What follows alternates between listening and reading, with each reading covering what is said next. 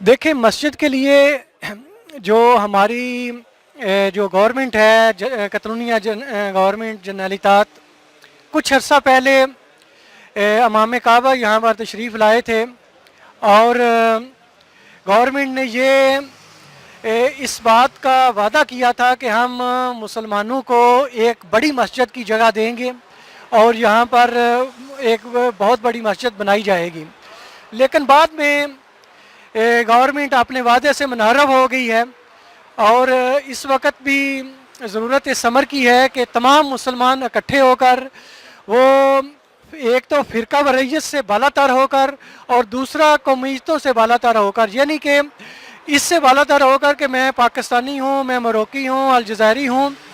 यहाँ पर हम एक बड़ी कम्युनिटी से मुंसलिक हो जाएं जिसकी तादाद स्पेन में 2 मिलियन से ज़्यादा है। मुसलमानों की तादाद स्पेन में 2 मिलियन से ज़्यादा है और अगर ये सारी अगर आप अंदाज़ा लगाएं तो ये तकरीबन 5% बन रही है। तो हमने अपने हकूक़ को हासिल करने के लिए